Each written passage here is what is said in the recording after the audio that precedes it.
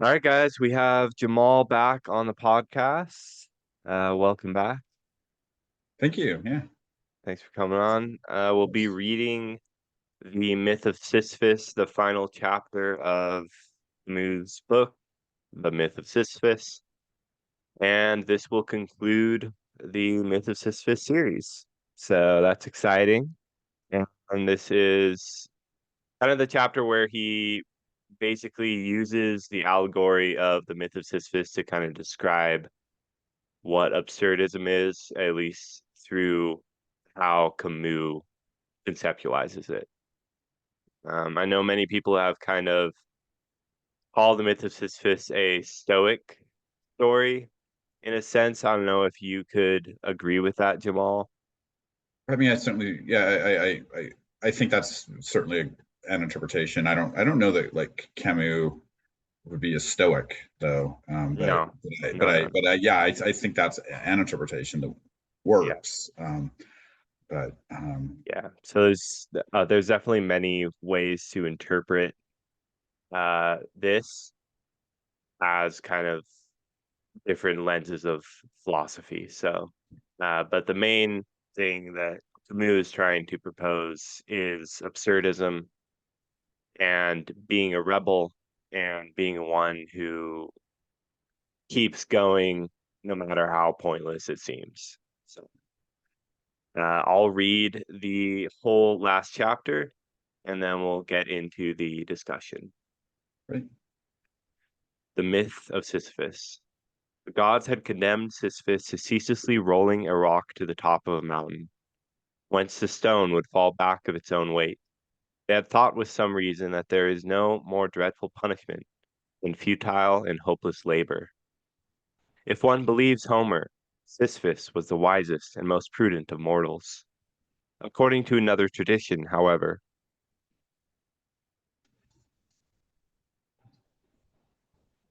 he was disposed to practice the profession of highwayman. I see no contradiction in this.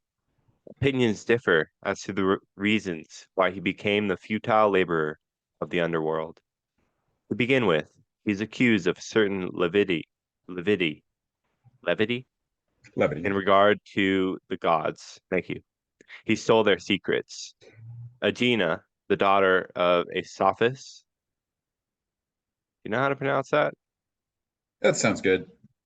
Asaphus, was carried off by Jupiter. The father was shocked by that disappearance and complained to Sisyphus. He who knew of the abduction offered to tell about it on condition that Asaphus would give water to the citadel of Corinth, Corinth, Corinth. Corinth. To the celestial thunderbolts, he preferred the benediction of water. He was punished for this in the underworld. Homer tells us also that Sisyphus had put death in chains. Pluto could not endure the sight of his deserted, silent empire. He dispatched the god of war, who liberated death from the hands of her conqueror. It is said also that Sisyphus, being near to death, rashly wanted to test his wife's love. He ordered her to cast his unburied body into the middle of the public square. Sisyphus woke up in the underworld, and there, annoyed by an obedience so contrary to human love, he obtained from Pluto permission to return to Earth in order to chastise his wife. But when he had seen again the face of this world, enjoyed water and sun, warm stones in the sea, he no longer wanted to go back to the infernal darkness. Recalls, signs of anger, warnings were of no avail. Many years more he lived facing the curve of the gulf, the sparkling sea, and the smiles of earth. A decree of the gods was necessary. Mercury came and seized the impudent man by the collar and, snatching him from his joys, led him forcibly back to the underworld, where his rock was steady, where his rock was ready for him. You have already grasped that Sisyphus is the absurd hero. He is as much through his passions as through his torture. His scorn of the gods, his hatred of death, and his passion for life. won him that unspeakable penalty in which the whole being is exerted toward accomplishing nothing. There is the price that must be paid for the passions of this earth. Nothing is told us about Sisyphus in the underworld. Myths are made for the imagination to breathe life into him. As for this myth, one sees merely the whole effort of a body straining to raise the huge stone, to roll it and push it up a slope 100 times over. One sees the face screwed up, the cheek tight against the stone, the shoulder bracing the clay-covered mass, the foot wedging it, the fresh start with arms outstretched, the wholly human security of two earth-clotted hands. At the very end of his long effort, measured by skyless space and time, without depth, the purpose is achieved. Then Sisyphus watches the stone rush down in a few moments toward that lower world, whence he will have to push it up again toward the summit. He goes back down to the plain. It is during that return, that pause, that Sisyphus interests me. A face that toils so close to stones is already stone itself. I see that man going back down with a heavy yet measured step, for the torment of which he will never know the end. That hour like a breathing space, which returns as surely as his suffering. That is the hour of consciousness. At each of those moments, when he leaves the heights and gradually sinks toward the layers of the gods, he is superior to his fate.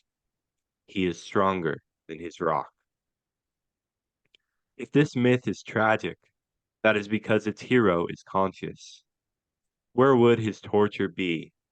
Indeed, if at every step the hope of succeeding upheld him. The workman of today works every day in his life at the same tasks, and this fate is no less absurd, but is tragic only at the rare moments when it becomes conscious. Sisyphus, proletarian of the gods, powerless and rebellious, knows the whole extent of his wretched condition. It is what he thinks of during his descent. The lucidity that was to constitute his torture at the same time crowns his victory. There is no fate that cannot be surmounted by scorn. If the descent is thus sometimes performed in sorrow, it can also take place in joy. This word is not too much. Again, I fancy Sisyphus returning toward his rock, and the sorrow was in the beginning, when the images of earth cling too tightly to memory, and the call of happiness becomes too insistent. It happens that melancholy rises in man's heart. This is the rock's victory. This is the rock itself. Boundless grief is too heavy to bear. These are our nights of Gethsemane, but crushing truths perish from being acknowledged. Thus, Oedipus, at the outset, obeys fate without knowing it. From the moment he knows his tragedy begins, yet at the same moment, blind and desperate, he realizes that the only bond linking him to the world is the cool hand of a girl. Then a tremendous remark rings out. Despite so many ordeals, my advanced age and the nobility of my soul make me conclude that all is well. So Facilis Epidipus, like Dostoevsky's Kirillov, thus gives the recipe for the absurd victory. Ancient wisdom confers modern heroism. One does not discover the absurd without being tempted to write a manual of happiness. What? By such narrow ways? There is but one world, however. Happiness and the absurd are two sons of the same earth. They are inseparable. It would be a mistake to say that happiness necessarily springs from the absurd discovery. It happens as well as as the feeling of the absurd springs from happiness. I conclude that all is well, says Oedipus. And that remark is sacred. It echoes in the wild, unlimited universe of man. If it teaches that all is not, has not been exhausted. It drives out of this world a God who had come into it with dissatisfaction and a preference for futile sufferings. It makes of fate a human matter, which must be settled among men. All Sisyphus's silent joys contained therein. His fate belongs to him. His rock is his thing. Likewise, the absurd man, when he contemplates his torment, silences all the idols. In the universe suddenly restored to its silence, the myriad wandering little voices of the earth rise up. Unconscious, secret calls, invitations from all the faces. They're the necessary reverse and price of victory. There is no sun without shadow, and it is essential to know the night. The absurd man says yes, and his effort will henceforth be unceasing. If there is a personal fate, there is no higher destiny, or at least there is but one which he concludes is inevitable and despicable. For the rest, he knows himself to be the master of his days. At that subtle moment when man glances backward over his life, Sisyphus returning toward his rock, in that slight pivoting, he contemplates that series of unrelated actions which becomes his fate, created by him, combined under his memory's eye and soon sealed by his death. Thus convinced of the wholly human origin of all that is human, a blind man eager to see, who knows that the night has no end, he is still on the go, the rock is still rolling. I leave Sisyphus at the foot of the mountain. One always finds one's burden again. But Sisyphus teaches the higher fidelity and negates the gods and raises rocks. He too concludes that all is well. This universe henceforth without a master seems to him neither sterile nor futile. Each atom of that stone, each mineral flake of that night-filled mountain, in itself forms a world. The struggle itself towards the heights is enough to fill man's heart. One must imagine Sisyphus happy. Okay. All right.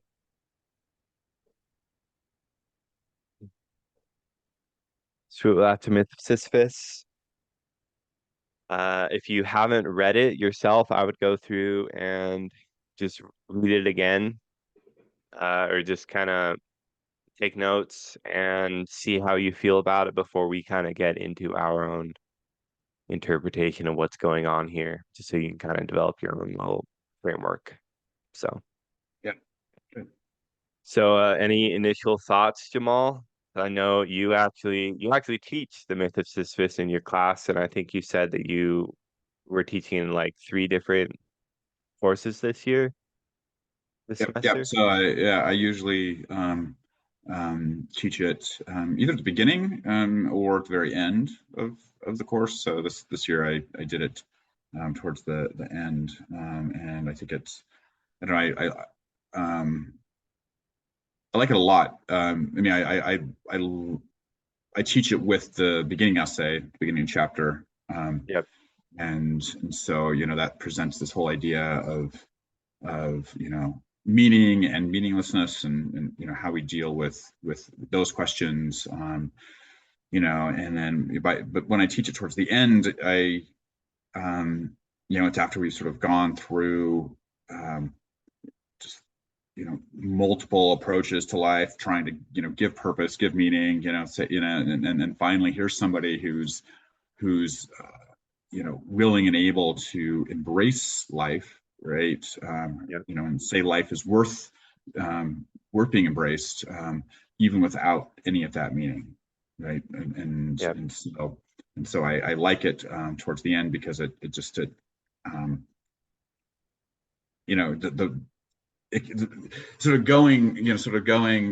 sort of tradition after tradition and theory after theory, Yep. can sort of like be exhausting, right? It's like, oh, Yep. there's all these like approaches, and no one seems to get it totally right. And, Camus here seems to be like, Yeah. well, let's just like stop with that a bit, right? Like Hmm. that's not going to get us, to what we really want.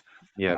And I think one thing that really stood out to me this time um, in looking at this is that what Sisyphus has done, um, is Sisyphus has decided to not, um, play the game of success anymore, right? Yep. Like he said, like, forget that whole thing, right? That's the reason that the gods think that this is so terrible, is because humans are always striving for something, right? It's like that, Yep. for some sort of we say meaning, but some sort of success, right? Or progress. And yeah, and here Sisyphus is just saying, like, I don't care about that.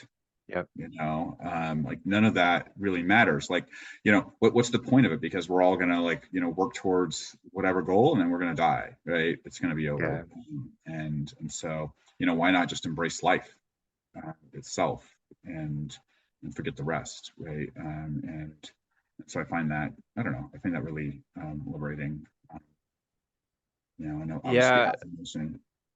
Yeah, go Well, and ahead. you don't have to be, it's kind of like, yeah, I mean, he talks about it in such a way where it's like you kind of have to, you have to have no hope.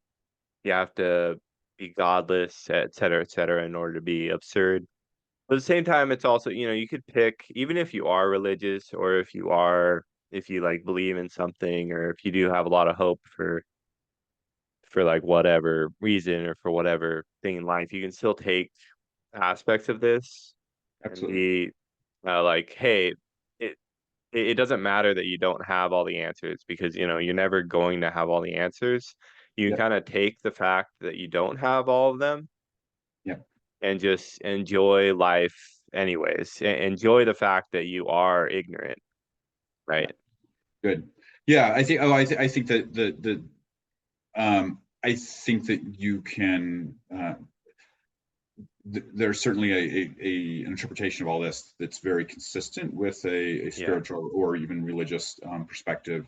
Yeah. And of course, we talked before about Kierkegaard, because that's somebody Yeah. that he sort of takes on, and this whole thing sort of sets up a comparison with Kierkegaard's Fear and Trembling, and I just think that one way that we can understand that whole idea of the meaninglessness is that if you look at those Kierkegaardian stages, right? So the aesthetic, when we're just into sensuality and beauty and all that stuff, and then the ethical, right? And it's in the ethical stage where suddenly we have meaning, right? Because the aesthetic stage, things don't really have meaning exactly, right? It's just for the enjoyment.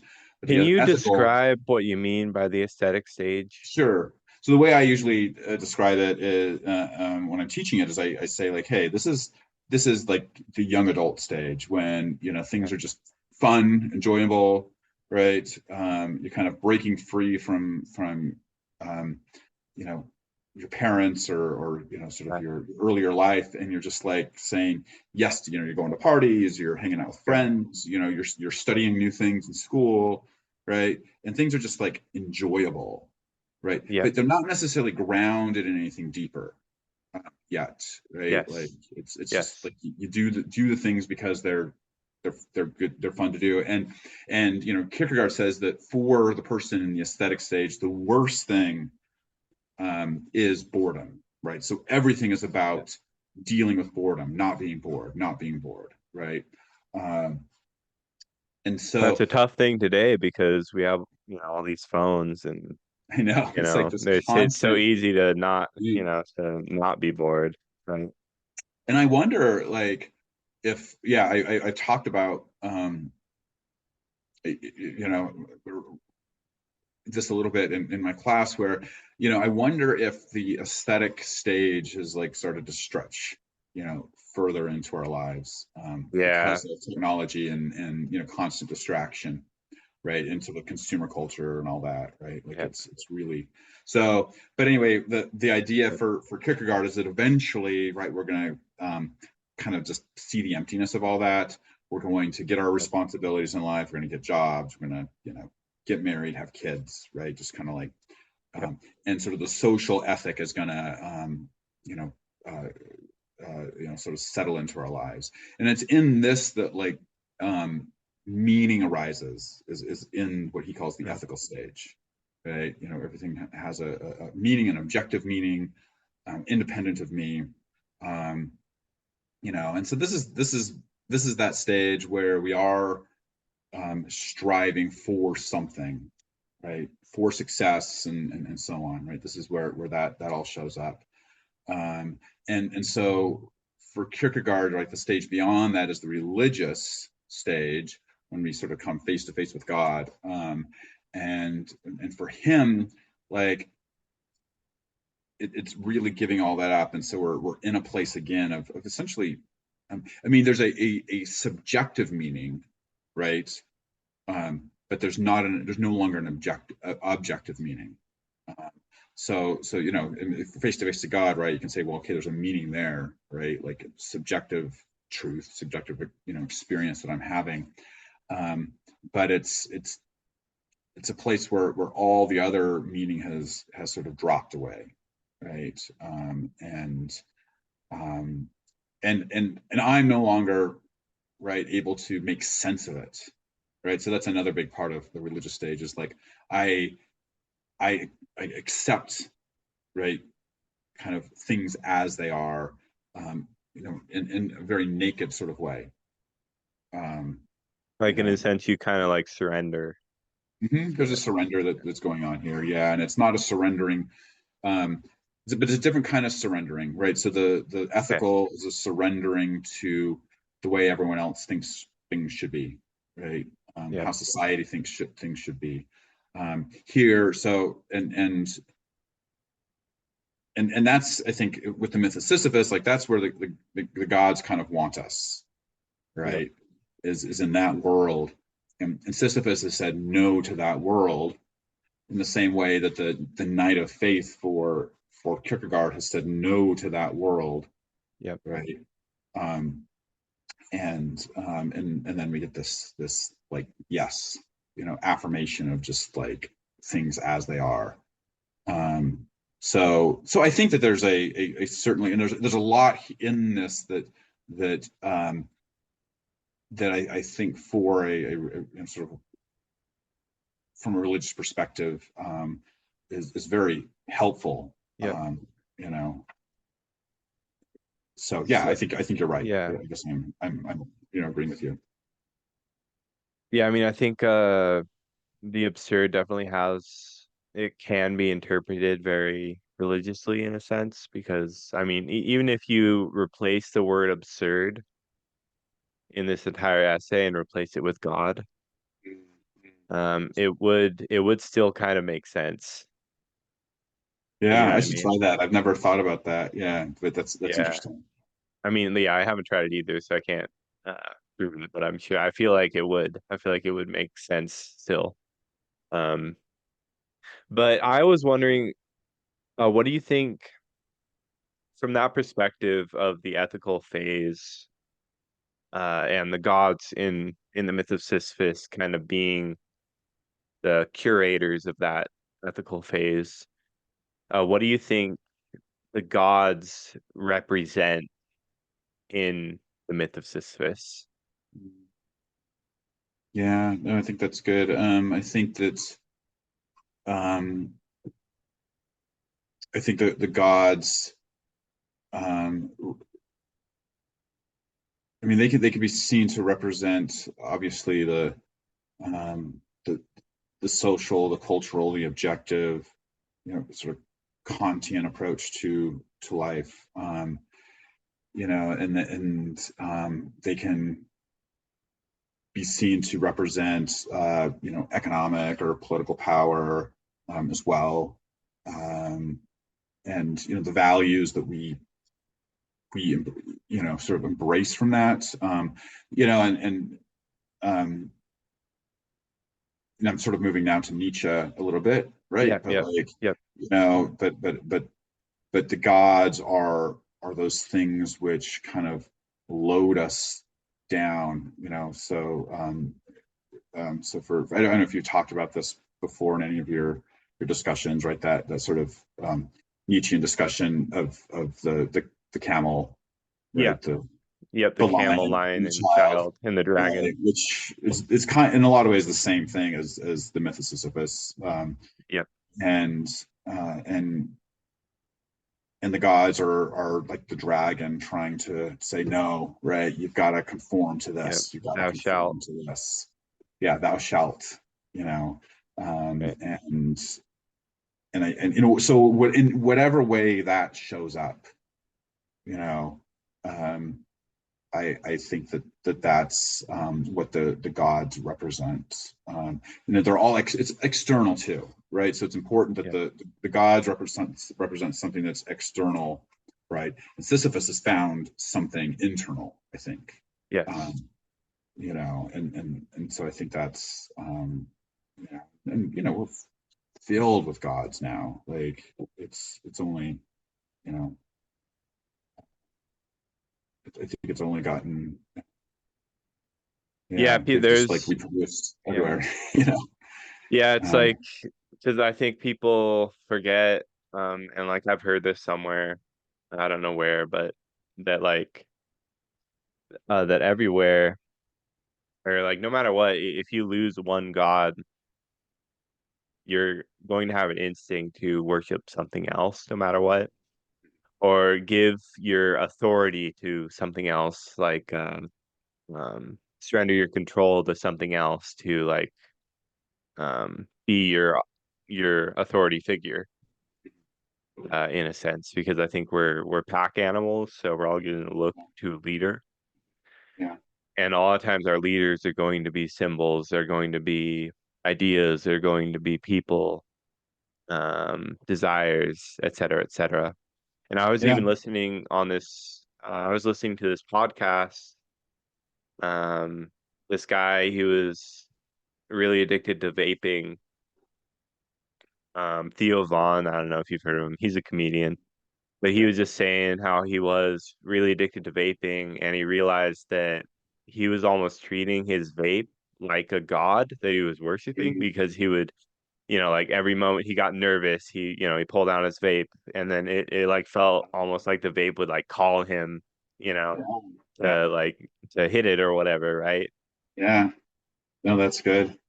Yeah. So like yeah. So I was when you were initially talking about it, I was thinking like of it's sort of an issue of idolatry, right? Like Yep. that's but here, right? We can also, of course, compare it to addiction of any sort, like that Yep. all that the gods represent, right? All those things we are addicted to, and Yeah. whatever that happens to be, those things that we run to for comfort, and Yep. we're Or like we're anything you put afraid. on a pedestal, Yeah, that you like let control you, like control your inhibitions. right. And and all those things, and this is why Sisyphus can be happy, is because all Yep. those things um, really deaden our experience of life, right? We don't have Yes. a real experience of life. It's all mediated through something else, and it's Yeah. structured through somebody else's way of again, this is sort of idea of success, right? Like Yep. we enjoy success because that's what we're supposed to be going after, right? So we've met um, you know that expectation. We've fulfilled that thing momentarily, but right, but it ends up being short lived, and it's just, again, it's mediated through others' expectations. Yeah, Yep. And well, yeah, and you get to that height, in life. Or even, like maybe you get to like a high point in life, you get that promotion, or you accomplish some goal. Or alternatively, you get a high feeling, right? Like you feel really good one night or something. And that's always followed by the boulder moving down the hill, right? You realizing that, oh shoot, this happiness is right, right. fleeting. Yeah, yeah, absolutely. Yeah, yeah, and so that's the good. And so there's this moment, right? Like, and Camus talks about this, that like that moment when the boulder rolls down is, and that's that realization. He says the sort of the consciousness shows up then, Yeah. right? Where this whole thing Yep. becomes tragic at that moment, right? Like before, it's not tragic because you're just in the midst of it, right? Like, you're just sort of doing the thing. But then you recognize, oh, you recognize the absurdity, right? It rolls back down, so it becomes tragic. But at the same moment, right, that's when you can like say, okay, I'm going to be free of it too. Like not free of pushing the rock, right? Like, that's always going to come back, right? As he Yep. says, like the burden's always going to be there, right? You're still going to go back. You're still going to do the same thing, right? Like you're not free of the external experience, but you can be free of its control over your Yep. spirit essentially. Um, Yeah, because you're like you might not be free of like free over the situation. You might not have power over whether or not you can stop pushing the rock or not, but you do have power over your attitude towards that situation. And right. I think that's a lot of what I don't remember which book it was, but I think it was The Man's Search for Meaning. Have you read Mm. that? Yep, absolutely. Yeah. Yeah, where he's talking about how like they can take all these things away from us. Yeah. They can kill us, they can torture us, et Yeah. cetera, but they can't take our spirit, Yeah. kind of a deal. Yeah. I think Yeah. that's really powerful wisdom to know, especially I think for people growing up, in the world. Right.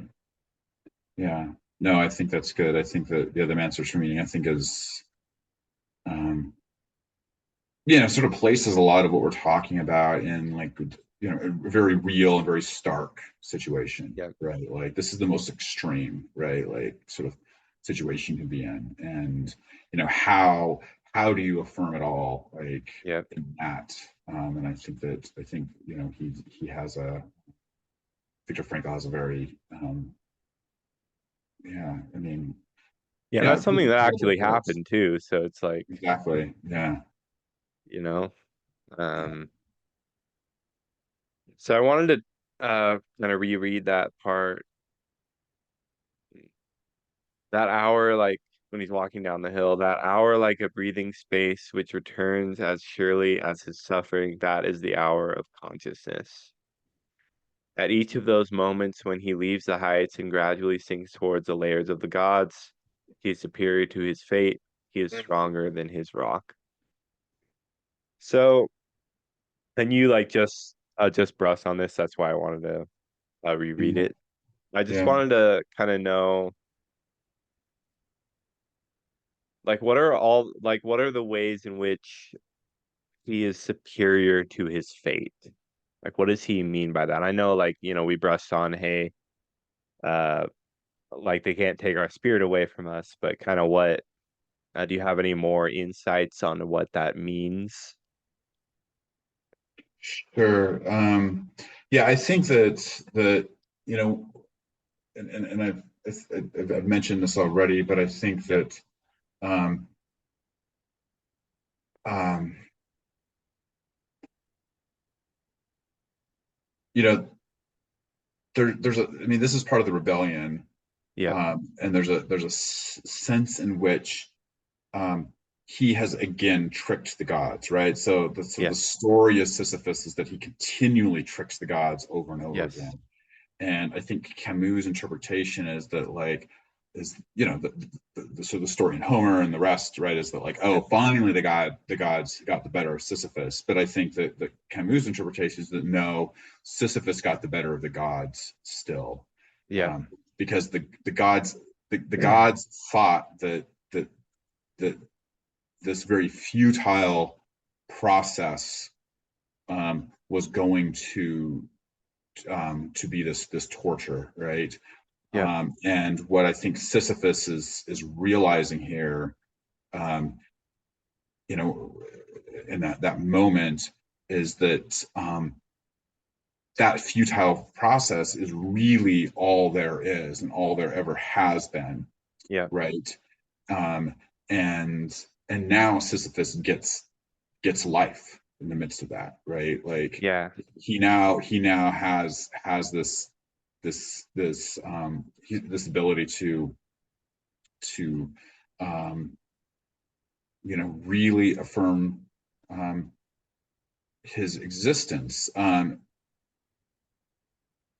Uh, Well, and it's and also that hour of consciousness when it's kind of that moment when you kind of take a step back in your mind and realize that you've kind of been on autopilot for a while, yeah, exactly. and you're like, oh wow, I should be more grateful. You're like, and it's kind of in that moment. It's almost like waking up in a dream, or not waking up in a dream, but like realizing that you're in a dream when you're in a dream, and kind of Right, like lucid dreaming a little bit. right, Because it's like, oh, like I'm awake now, and it almost feels like you're not even there anymore. right, right. Yeah, and I even think the waking up part, um, fits really well because we talked about like how initially it all is very tragic, or it is, Yeah. because he's just you know been hanging out on Earth and enjoying it, Yep. right? Like, Yep. and so he's like attached to that, right? Like that's the Yes. initial, and so it's like when you wake up from a really good dream and you're like disappointed, right? Like, Yeah. and I think that's what Sisyphus Yeah. is experiencing at the beginning there, right? Until he Yep. realizes like, oh, that was just, you know, I the fact that I'm like embracing that is more important, or better, or holding it up, is my mistake, right? And this goes back to that like quantity thing. I mean, when you first Yeah. Yep. that Yep. whole Quantity. discussion of quantity, you're like, Yep. this can't be right. Like Camus cannot be right about this whole quantity thing. But what he's saying is like, let's stop holding up like certain experiences as better and more important than other experiences. Yes. Yes. Exactly. Giving them more meaning than this one. Hmm. And Sisyphus has said like, no, like my experience of pushing this rock up and then getting to watch it roll back down and kind of trudge along, after it, right? Like, you know, Yeah. that is just as important and just as legitimate experience as all the rest of them. Yeah. No, that really throws you through a ringer because he's like, wait, did he just say qualities better than, Or or like, quantity. did he just say quantities better than quality? What? Like that kind of goes against everything that you've ever been taught, right? But then Right. it's like, oh, wait, that's because you're making every experience a quality experience by being present, by paying attention to it, Right. or by not, like by not valuing one experience is better than another. And I think that also kind of ties into the whole eternal recurrence Yeah, good, idea good. with Nietzsche. Yeah, Right? yeah, and I had notes here, about to talk about that. Yeah, that sort of Yeah, because it's like, yeah, just you know, um, can you embrace your life as it is over and over yeah, again, right? Um, yeah. I mean, is it Well, really is the worst thing in the world yep, like having to live through repetition? And then secondly, is this really repetition is another question, that I have, right? Because it's like yep, each time is its own pushing of the rock up the hill, you know? yeah, yep, And exactly. um, is It's it like, is it well, it's also like, if you eat like I used to eat the same things every day, mhm, like over and over again, uh, just because I didn't really care. I didn't have a girlfriend at the time. I was just eating the same thing over and over again every day. yeah, yeah, yeah, Um, and I was perfectly fine with that. Because like every day it was enjoyable every day. I would look forward to that meal every single day. You know what I mean? Uh, because it never felt old to me. It never felt like it was the same thing. It always was a novel experience every time I re-experienced it, if that makes any sense. right, yeah, And I think there's lots of things in life like that because at the end of the day, it's still a new day. yeah, Um, but yeah, it's I think kind of being conscious of it all can kind of really make a difference because otherwise you're kind of just there. But if you're conscious of it, that kind of almost, it doesn't give you free will, but it gives you kind of I don't know, how can you describe that as far as like not necessarily that we have free will, but being conscious of the fact that you're there at least, can kind of make all the difference of at least being aware of the will that you have over the world. Mm. And I'm not sure what my question is there, but No, yeah. I mean, I think so. There's different kinds of freedom here. I think maybe that you're talking about, right? Like, so yeah, yeah, yeah. I mean, it's so it appears, right, that Sisyphus is not free in one sense, right? Because yeah, he's forced to do this thing, right, over and over again. Um, but then but then I think there's like at least two other levels of potential freedom here. One is um, the consciousness itself is a type of freedom, right? Like the yeah, yeah, awareness frees oneself from just being dragged along, right? yeah, yeah. You're at least getting consciously dragged along. Right, right. And then this is maybe where the rebellion comes in a bit, right? You're Yeah, powerless, but you can rebel, at the same time. But then also later on in the chapter, right, he talks about um, that that Sisyphus can then kind of embrace what he's doing, right? Like talks about like I think there's a phrase in there. I wrote a note here somewhere. Yeah, the struggle fills the heart, right? Where it's like then Sisyphus like again, this is the real yes, right? The affirmation, right? Where Sisyphus just says yes to life and yes to this is to what I have, and pushing the rock up this hill, right, becomes my struggle, right, yeah, and and so there's freedom in undergoing, not just undergoing, but like embracing and um, embracing the effort too, right, yeah. that's going along with it. Do you think in there's also like, well, if he pushes his rock without being kind of aware of pushing his rock, it's almost as if kind of what you're saying, he's getting dragged along, right? He's getting pulled along, even by himself. He's getting just pulled along on this Absolutely. task, and it feels like someone else is forcing him to do it. He doesn't want to do it. He doesn't want to be there, and he's kind of, doing it on autopilot, Good. Yeah. right? But once Yeah. he is aware of it, once he's aware of what's going on, and he takes full consideration of everything going on around him, at that point, he's choosing to push the rock up the hill. Yeah.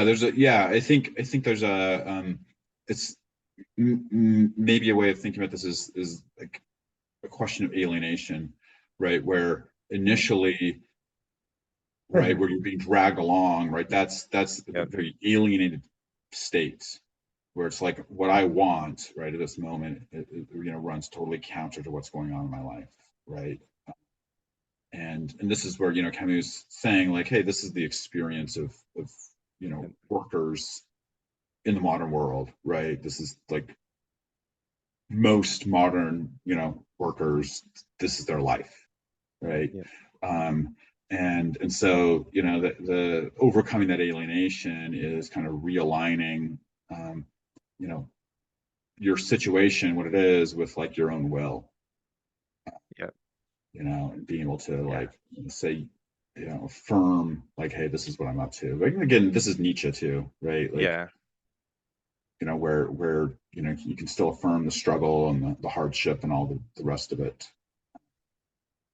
Yeah. And well, it's also you're a lot of times when you're in that kind of bad situation, you're thinking of all the other things you could be doing that would be better, Right, and right. that can kind of Yeah, thwart good. you, you know, And like that's that can thwart you. and that's always the case, right? Yeah. That's another sort of like, I think, diagnosis of the modern condition is that we are always in that even when we're doing things that we think, are or should be enjoyable, like our mind is somewhere else, right? Wanting something different than where we're at, or fearing the end of what we're doing, whatever the case may Yeah. be. But it's always like outside of the current situation. So we're always separating ourselves, right? We're Yeah. splitting ourselves in two, and I think that, maybe this is part of it too, or this is the Camus saying, that Sisyphus has reunited himself, Yeah. right? He's no longer split, right? He's become one. Yeah, And and maybe that's Sisyphus has almost always like been that way. counterintuitive. It's almost Mhm. counterintuitive because he was talking about throughout the whole book, he's talking about like what the absurd man cannot unify, he multiplies, right? Mm, But mm. Oh, that's a here, good point. Yeah. here he's managed to there's whereas everything else he can't unify, Mhm. what he can unify is himself, right? He can finally at one point, like everything's trying to push his attention away from this current horrible task of pushing the boulder up the hill, but finally he's able to unify himself upon this one task and focus Right. on it. Right. And Yeah. like in a sense, he's multiplying his experience there. He's Yeah. he's making that experience better. Right. Um, Yeah. Yeah. I don't know, I'm Yeah. I'm Good. I'm probably getting lost in semantics here, but No, no, no. I think uh, this is good. Yeah. No, I'm yeah, thinking. Yeah, and it's sort of like, um, before we talked about some of the sort yeah, of potentially Buddhist elements, and then I'm yeah, yeah, realizing yeah, yeah. those here, right? That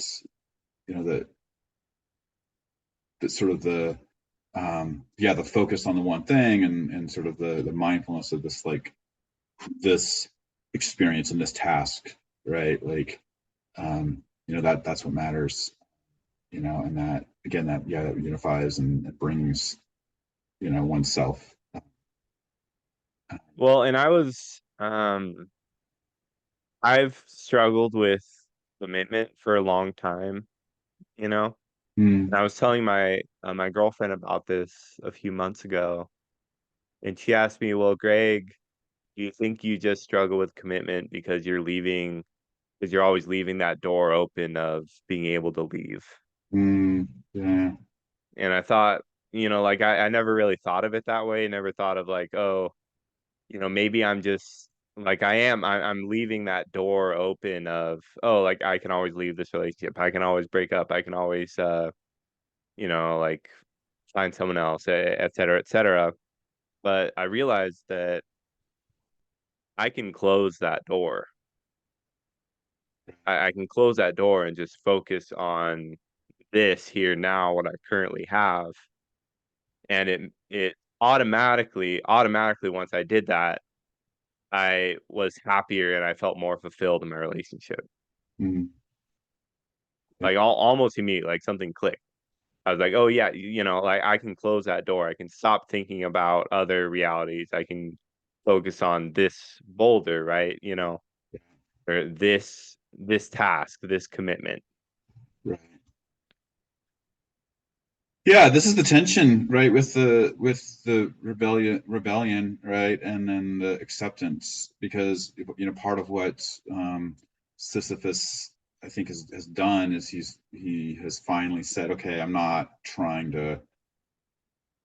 It's pointless to keep trying to trick the gods, right, to find Yeah. someone out of this, right. I'm just like, this is my fate, right. Yes. um, and that's, like, seems to be a first step, towards this movement from, the what Kemi talks about, the nostalgia, and, like, wishing I was back on Earth, and and so on, and being like, okay, this is my fate, right, and this is what I'm gonna do now. Let's just figure out how to live this life with happiness or acceptance.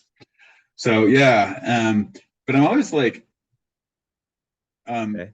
it's like I always want to be cautious because like I Yeah. want to Yep. like bring in this sort of question of freedom and rebelliousness, Yep. here as well, right? And I think this is difficult for Nietzsche and Camus. Is like, okay, where do questions of like justice and so on like show up, right? Or is this a quietist sort of approach to life, right? What do Like, you mean? okay, just accept your situation, right? Oh, yeah. Like, Yep. don't, so if he's Yep. comparing, the life of Sisyphus to like the worker's life, right? Like, where is the source of rebellion there? Where's the Yeah. source of trying to push against that whole system, saying that this system is unjust, you know um yeah, and Yeah. so Well, I know that like Camus was politically engaged and yep. committed to kind of workers movements and so on. So I'm thinking about that a little bit in the back of my mind, and I don't, yeah, I don't know if Yeah. you have Well, thoughts, but I think there's kind of there's like two layers to this, right? good. It's like, yeah, like if you're in a bad situation, you should obviously try to get out of it, right? If you're being abused or if if it's just not a good situation, it's not ideal, you could clearly be in a better situation, then yeah, you should try to do something. Or if you need to actually like literally rebel against someone or something, you should do that. But there's also another layer to that where like, hey, but while you are in a bad situation, don't be miserable. Don't let it bring you down by being miserable in that situation. Yeah, yeah, That's yeah, kind of the, good, good, I like it, yeah. yeah, you know and that's part of the rebellion too, is like yep, is saying like, hey, like, I'm not going to let you control me in this second yep, layer too, right? yes, You've already controlling me on the external like yeah, thing. Like, you're not yes, controlling what's going on in here anymore. Yeah, I think that's yep, right. yep, exactly. Um, I mean, I think I'm just thinking with kids, and like, in the yeah, way kids sort of fight, and it's like, as soon as like one of them like gets the idea, like, oh, I'm just gonna like go along with what my sibling is trying to make me do or whatever, it's like, oh, well, they suddenly don't care, right? Like, anymore, right? Like, because they're trying to force the other person to do something, and if yep, if the person's like, okay, like, yes, you can have my toy or whatever, it's like, oh, I don't really want it anymore, yeah. like I've Like the whole point was I was trying to just, like get a yeah, reaction out of you, bro. yeah. So it's like when you've Uh, let go of that, like, suddenly, like, Yep. just a bunch of the power like dissipates, and Yeah, no, like I've been picked on before, and I've noticed that if I just, let it happen, like, oh, like, I kind of like that. And, they're like, what? And then they stop. yeah, yeah, yeah, Like someone like sprays cold water at you, whatever, when you're like in your swim trunks or whatever, you're like about to get in the pool. It's like, oh, right, that's cold. Like, I kind of like how cold that is. It feels good. They're like, yeah, what? And then they stop. yeah, exactly, yeah, yeah. So I But think there's some of that psychology, I think, going on yeah, here a little bit. You so yeah, yeah, so I think that's a really good way of thinking about, there's like two different um sort of layers, here, and how yeah. this is speaking to one of those layers, not the other one, right? And Yeah, yeah. There's like a little rebellion, but I think he's speaking to the metaphorical, like yeah, psychological rebellion, yeah, exactly, yeah, right? Um, yeah, because I've struggled with that too. It's like, oh, like is he just saying to just take it, Like it's kind of that same thing in the Bible where I think Jesus said something along the lines of Mhm. uh resist not evil Yeah, or, yeah, or something like that. yeah, yeah. Like Resist not don't evil, love your enemies. Yeah. Yeah. It's- It's like, oh, it's like, is he saying just, yeah, let absolutely. let them abuse you or kill you or whatever? Right. Um, but I think even in that situation, that's not like, I think he's speaking on a psychological level, right? Like, don't become them, don't, Exactly. um, yeah, Yeah, or I think that's exactly right. Yeah. Yeah. And um yeah, I mean, it can be one of the sort of the greatest ways to rebel, right, is in an act of non-resistance. That can be an act of rebellion too. So I yeah. think that's really good. Well, if there's nothing to, if like you're pulling against someone and they're pulling back, it's like you'll want to keep pulling. But as soon as they give up, you stop pulling, right? You give up too. Right. So it's kind of one of those things. Then there's that. I was watching this show, this TV series, and this guy. It's kind of like a fantasy, but these guys were there's like two different groups of witches, and one group of witches wanted to kill the other group of witches because they thought they were evil. But as they kept going after them, they slowly became evil themselves. And it reminded me of the Nietzsche quote, beware of fighting monsters lest you become one yourself. Yeah. Yeah. Yeah. It's great. And kind of what are your thoughts on that kind of in relation to the myth of Sisyphus? Uh, Kind of like by, say, resisting your struggle against the rock and scorning the gods, do you think that can kind of turn you into that idol yourself? Like, um, I don't know. I'm not sure where I'm getting at there, but do you know? Yeah. Um, yeah, I remember that phrase where he talks about, yes, scorning the gods. And and if that resist, or if, excuse me, the rebellion, or resistance here, whatever, is done um at a certain level, right? Does that then turn you into, right, exactly what you were trying to resist in the first place? Yep. um and I I think so, right? Let me see if I can find, towards the end. Um, Are you looking for the his scorn of the gods, his hatred of death, and his passion for life won him the unspeakable penalty? yeah, there's that part, but there's also this discussion here where, um, um, There's no fate that cannot be surmounted by scorn. right, and then,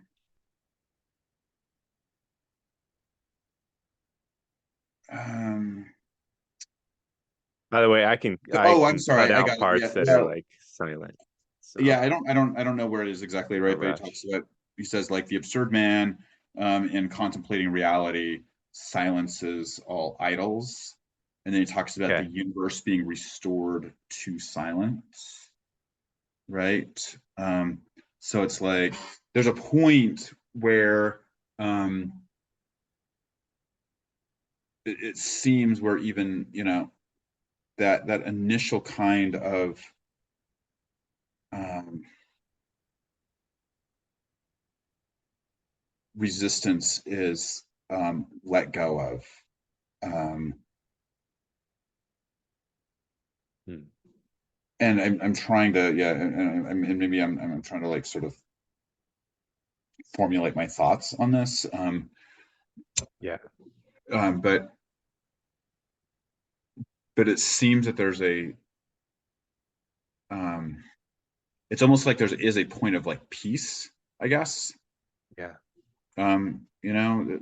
That goes on, when, because silencing the idols, right? Because there's a certain way in which the resistance or the rebellion is still a recognition of the power of the other, right? And it's like when that is like given up entirely, right? Um, right. So that's like even another sort of stage of this when this is like when that's given up entirely, right? The universe becomes restored to silence, right? There's no longer any meaning in that other that had power over you, Yeah. right? It's totally gone because like you just don't recognize it, right? And it's not Yeah. it's Yeah, it's because like you were rebelling against it, but now you're rebelling against it in a different way by yeah, not rebelling against it because you're not recognizing its existence or its power over you anymore. right, right, yeah. Um, so, and I actually don't recall your original question, Uh, but it but it that's doesn't where matter. my no, but that's where my mind was going. With this, I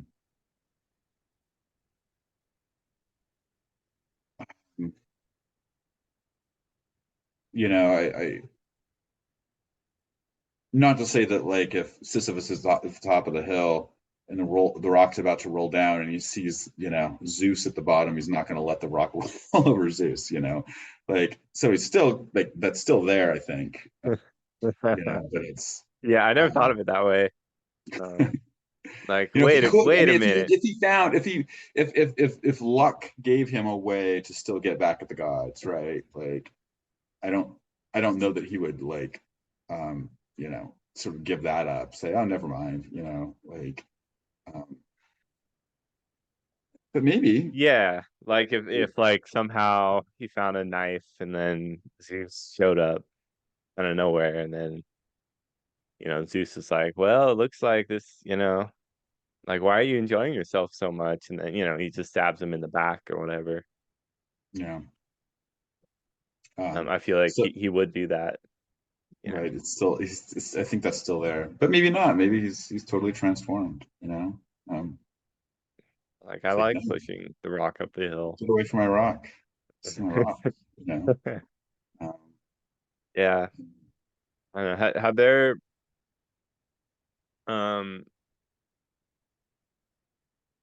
is there any like when you first read, like when did you first read this? I know I asked you this on the last podcast, but mm, I I wanted to think I ask read. again. Yeah, well, I think I probably read this initially um, as an undergraduate, but Undergraduate. I don't know that it had the meaning that it does now. And then probably when I started teaching again, I thought, and I'd known, right, sort of like I would know had that like that quote at the beginning of the book, right, that like the most important There's question in but one philosophy serious. is Yeah. is whether or not to commit suicide. So I knew that, and I was like, oh, that's always an interesting sort of like thing. And so I was like, maybe I should look back at that.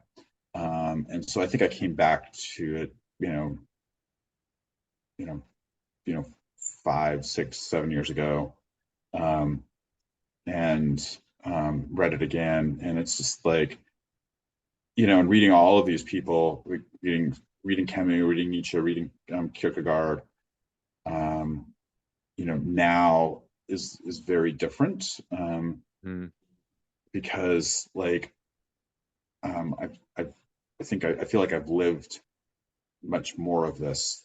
Like I see the truths like in my own experience, yeah. right? Not that I'm at the place where Sisyphus is at the end of this, right? Yep. But I see the truth of it, and I think I mentioned this before, right? That I've taught Hermann Hesse Siddhartha um, before and would assign like an essay on it Oh, and you I did teach Siddhartha, huh? yeah, I've taught it before. Yeah, and I used to, have students write, you know, something about it, um, and I find like that a lot of students, not all, but maybe the majority of students can like, sort of conceptually or intellectually like understand what's going on, right? But they Yep. can't really identify with Siddhartha, um, you know, Yeah. like and the path, right? They're still when he's at the place like where he's in the city, right? That's where Yeah.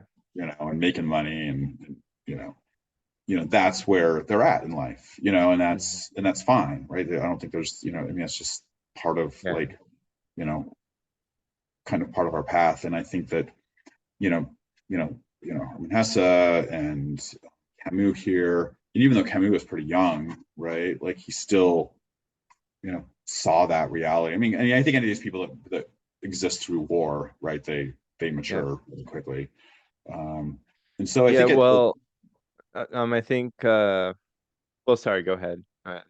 no, no, no. I just I think that now I've sort of through my own struggles Yeah. have I think let go of a lot of things that Hmm.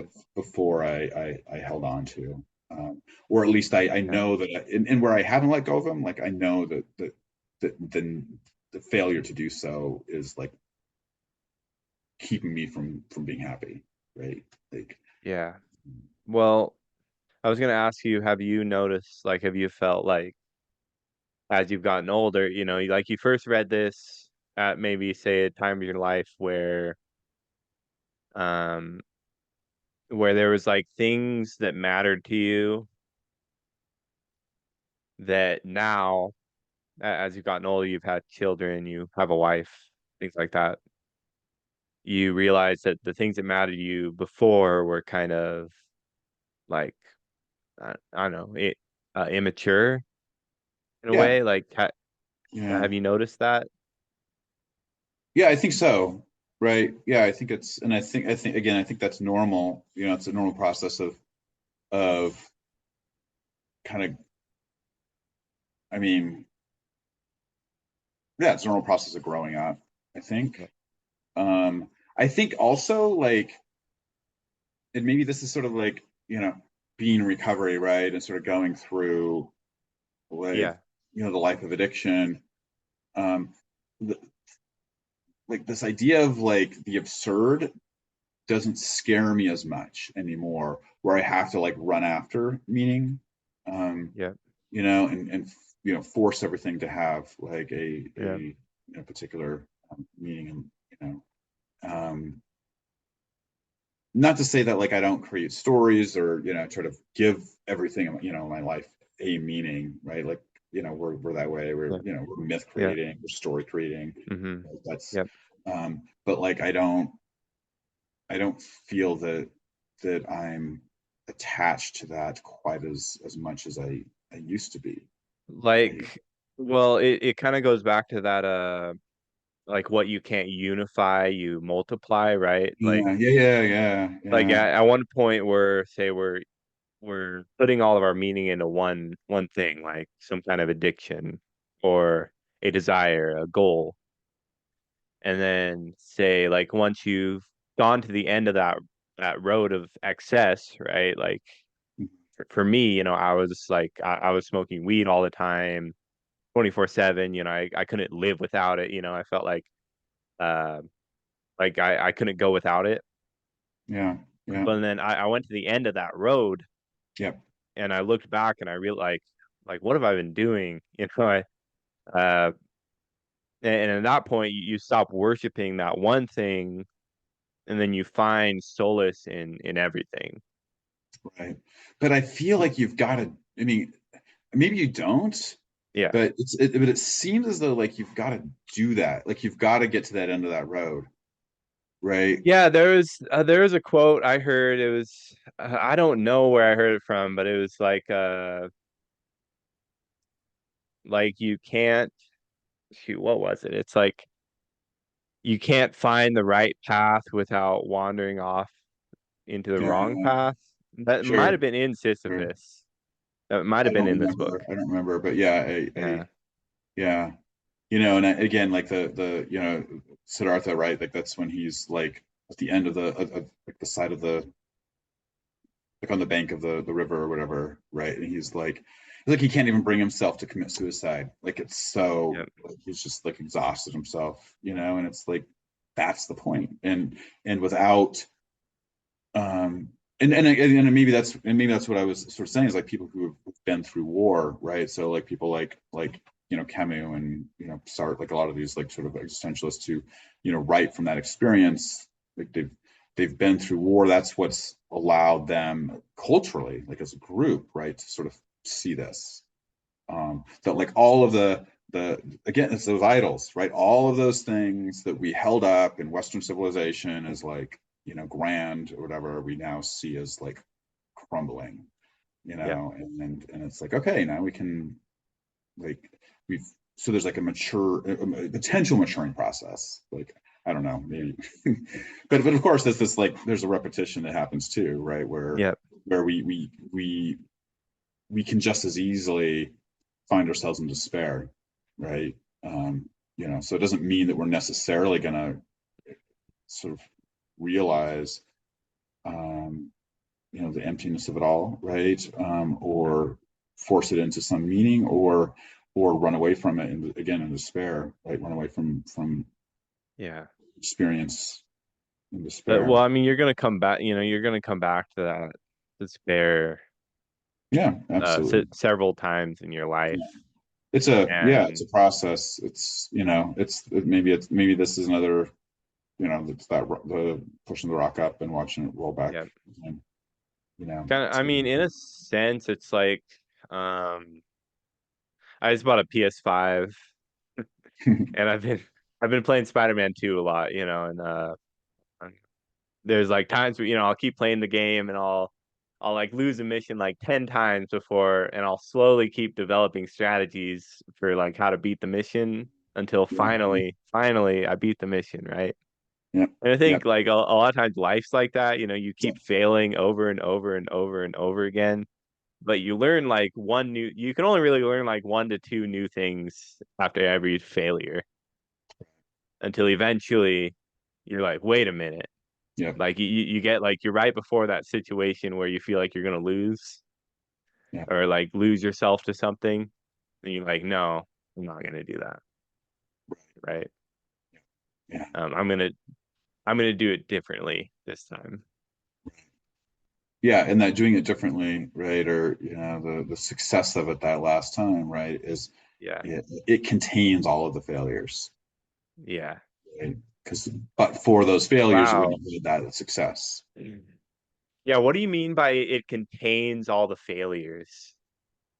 Yeah, so that success, right? Like whatever that goal it is that you're after, that you've tried over and over again and failed at, right? You sort of mentioned that you learn something new each Yep. time, and what you're learning, right? Like that's bringing you, that's ripening you, right? For Yeah. the time, for the moment when like you're finally ready, right? Like, Hmm.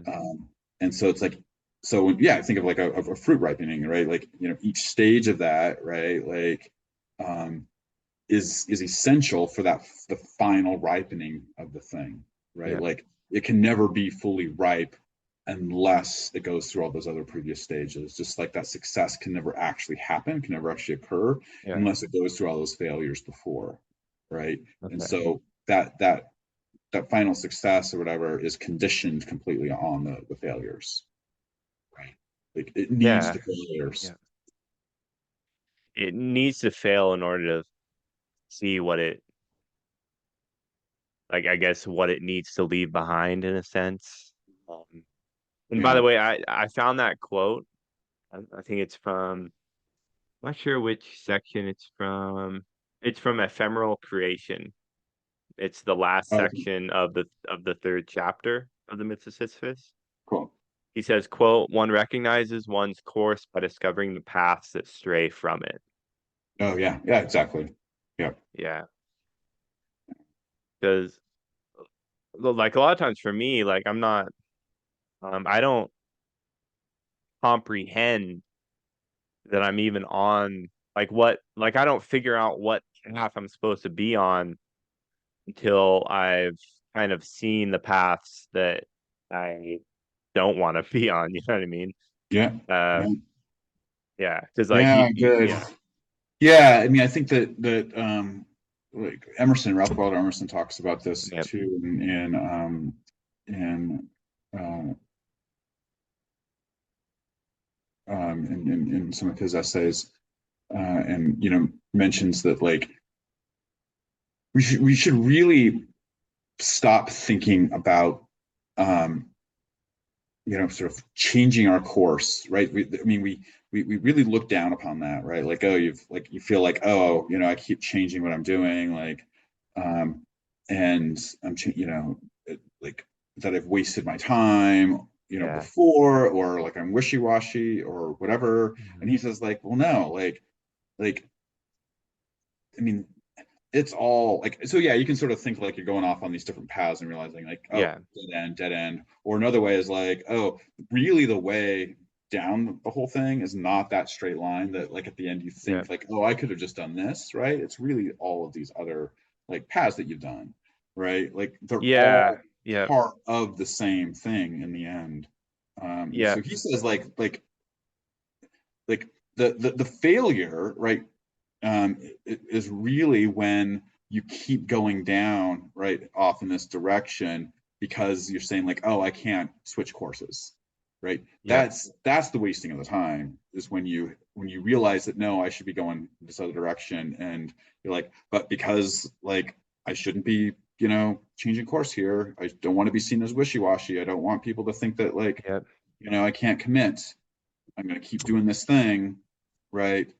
Hmm. Like that's the real failure, right? But we see the Yeah. failure as when we have quit, we've given up, we've that's but actually that's like, no, I'm following the path that I should be following, right? Like when I do that. Yeah. Because well, your wishy-washiness in life, eventually all your wishy-washy decisions and giving up on things like like moving to different things, et cetera, that eventually leads you to the point where you're not wishy-washy anymore, Yeah, right? You absolutely. know exactly what you want out of life. Yeah. That's how you learn the whole thing, Yeah. Yeah. Um, Yeah. not to say when you get there like you're necessarily certain, either, Yeah. but you know, Yeah. But like we you're we like all more, want yeah. that. We all want Yeah. that, but yeah, absolutely. Um, Yeah. Um, well, I don't want to keep you here too much longer. yeah, Uh, well, let's but I wanted to read kind of go off the last paragraph of the Myth of Sisyphus. yeah, It's kind of the best. It's the best part, the whole book, at least in my opinion, because it just like when you read this last paragraph, your body like shakes a little bit. You're like, whoa, yeah. you know. Okay. So I leave Sisyphus at the foot of the mountain. One always finds one's burden again. But Sisyphus teaches the higher fidelity that negates the gods and raises rocks. He too concludes that all is well. The universe, henceforth, without a master, seems to him neither sterile nor futile. What do you think that means? I've always like kind of wondered, like neither sterile nor futile. Mm. Well, I think that what he's saying here is that we often think that we need to have that sort of um, external meaning, or that external that God here, he's talking about, right? But whatever that is, right, to give our lives some sort of like meaning, right? Yeah. And that if we give that up, right, like there's nothing to it, right? It's sterile. It seems Hmm. sterile, right? And futile. It seems like there's no point if I don't have a God, or if I don't have something, Yeah. or or family or job or whatever it Yeah. happens to be, right? If I don't have that, then it's all going to be pointless, right? Yeah. And he's saying here, no, like you can give all that up, and not only is it not sterile and futile, right? But like um, it's actually those things which made your life sterile and futile, Yeah. right? Because you're just doing the bidding of something else, Yep. right? So like here, like Yeah. Sisyphus is like, like, no, I'm embracing this whole thing, Yep. and I'm giving it life, right? I'm giving it energy, finding beauty in it, you know. Um, Yep. Because well, it's kind of like the floodgates open, Hmm. that God or that ideal or whatever it was something kind of holding back the Good. I like waters that. of your meaning from like spreading everything else I like that. Yeah. Yeah. Yeah, in a exactly. sense. Yeah. And you break away from that, you break that dam, and you kind of, you realize that it's not your meaning wasn't something external. It was kind of in you the whole time, you know, Yeah, like and we yeah, live our lives, the whole, the way we tend to live our lives is exactly the opposite, right? Like, yeah, and that's, yeah. Yeah, good. yeah. So yeah, the struggle itself towards the heights is enough to fill a man's heart. One must imagine Sisyphus happy. Yeah. So any final words, Jamal, to to leave everyone off with?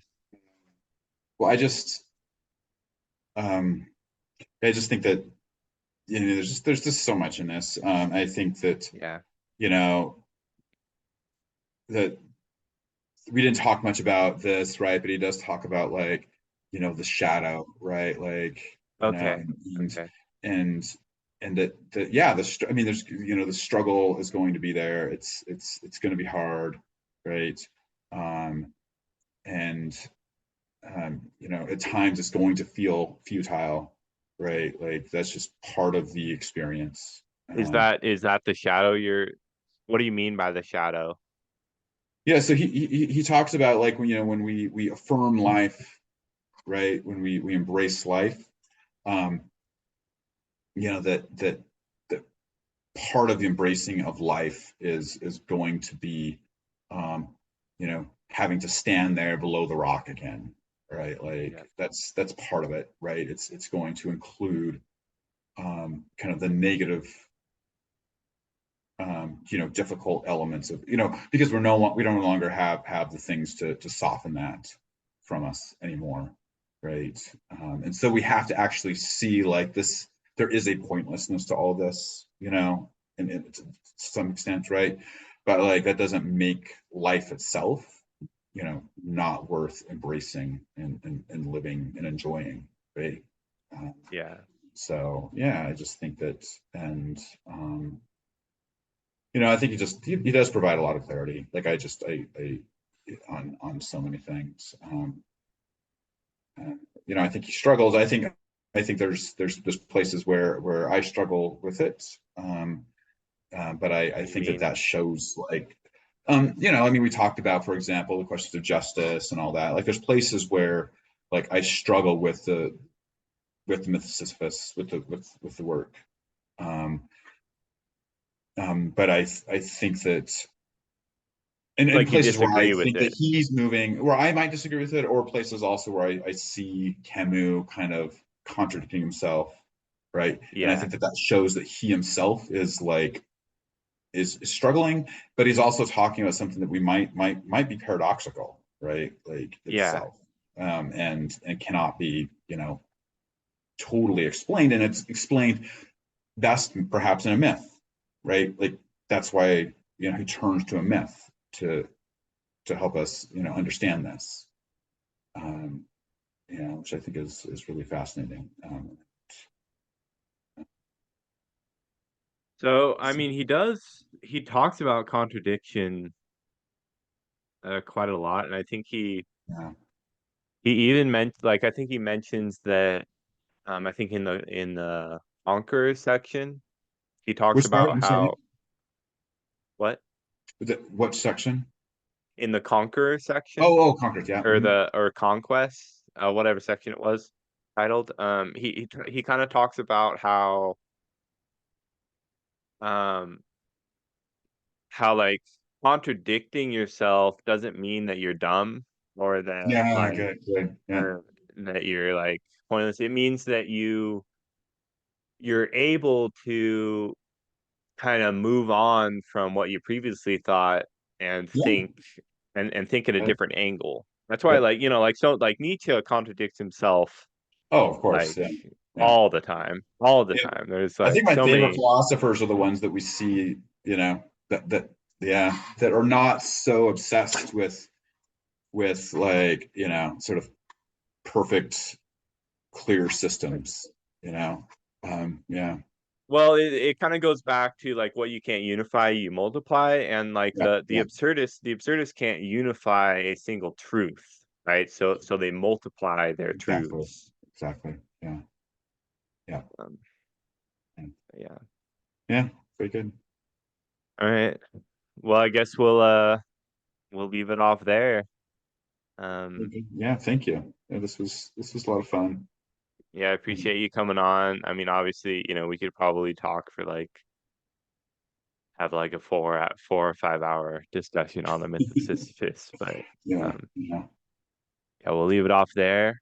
And I appreciate you coming on, Yeah. and I'm grateful that you introduced me to the myth of Sisyphus in the first place. Oh, So yeah. Oh, I yeah. Well, appreciate thank that. you for, yeah, Yep, this is what it's all about. So yeah, thank you. yep. All right. Well, everyone, thank you for listening, and we'll catch you next time. Take it easy.